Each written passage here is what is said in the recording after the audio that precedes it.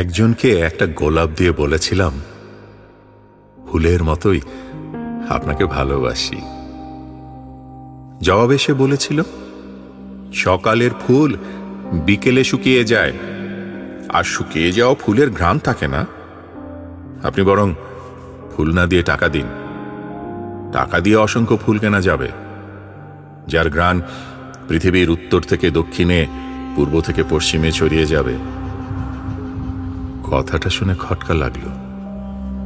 টাকার গায়ে কি এমন সুগন্ধি আছে যা হাজার হাজার মাইল অতিক্রম করে মানুষের নাসারন্ধ্রে প্রবেশ করতে পারে? শুনেছি টাকার গন্ধ শুকে শুকে নাকি অন্ধ কাঁটাতারের সীমানা অতিক্রম করতে পারে।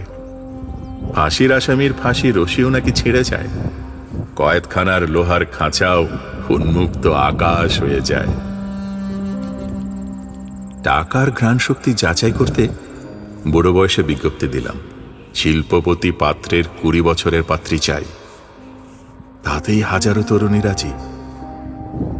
আমি তখন বুঝলাম, পৃথিবীতে টাকা শ্রেষ্ঠ সুগন্ধি, যার মেয়াদ জন্ম থেকে মৃত্যু পর্যন্ত একই রকম থাকে।